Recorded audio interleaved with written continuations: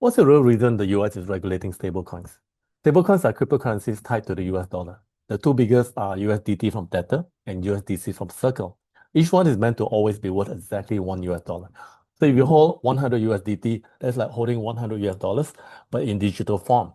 They are backed by actual reserves like cash, treasury bills, and low-risk assets. So for every USDT or USDC out there, there's a US dollar or its equivalent sitting in a bank or fund. For years, this stablecoin grew with almost no regulation. That changed with the Genius Act. Genius stands for Guaranteeing Enforcement, Neutrality, and Integrity for US Stablecoins. Lawmakers said the goal is to protect consumers and bring stability. And sure, that's part of it. The law requires full backing, regular audits, and clear rules. So if you issue a US-backed stablecoin, you better have the US dollars. But the real story is bigger. It's not only about safety for investors. It's really about strategy and power. Because here's what's happening behind the scenes. Every time a stablecoin is created, they're locking up more US cash or US treasury bills. That means stablecoins are not just digital money. They also quietly boost demand for US dollars in cash or US treasury bills, which keep the US dollar embedded in a global financial system. And that's critical because the US dollar's dominance is under pressure today. You may be aware that after World War II, the US dollar replaced the British pound as the world's reserve currency. Today, their leadership is being challenged because of BRICS, which stands for Brazil, Russia, India, China, and South Africa. These countries are pushing to trade in their own currencies. And here's the thing, China doesn't need a yuan-pegged stablecoin. It already has its own central bank digital currency, which is the digital yuan. Unlike stablecoin, China's digital yuan is not issued by private companies. It's directly from the Chinese central bank. And that gives it massive advantages. It doesn't touch the US financial system. There's no third party for America to regulate. And it's programmable. China can control exactly how it's used. It's already been tested in cross-border deals with Russia, Thailand, and the UAE. Now imagine that being rolled out to dozens of countries in China's Belt and Road Initiative. That's a real threat to the dollar. So the US isn't just regulating stablecoins for safety. It's doing it to defend its global financial position. By making US dollar stablecoins more trusted and secure, the US keeps the dollar relevant, even in crypto.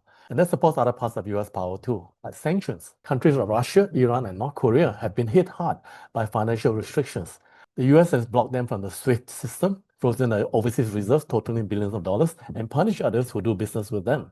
But these countries have tried to go around it. Iran and North Korea have used crypto. Russia has tried to trade in rubles and yuan. China has built chips to compete with SWIFT. The more those systems grow, the less influence the US has. So here's the strategy. By regulating stablecoins, the US keeps its grip on digital dollar flows. Issuers will block wallets tied to bad actors. Exchanges using those stablecoins will follow US rules.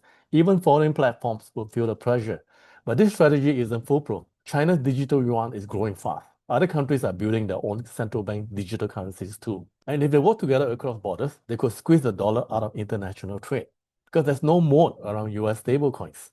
Even if USDT and USDC are regulated, other countries can launch their own versions, like an Euro stablecoin. In fact, the EU has passed MiCA, which is a regulatory framework for Euro-backed stablecoins. Japan and the UK may follow. So regulation alone isn't enough. The US has to make dollar stablecoins not just safe, but more useful than anything else. And here's where the US may still have an edge. USDT and USDC are already everywhere on exchanges, in wallets, in DeFi apps. Global commodities like oil and gold are still priced in dollars.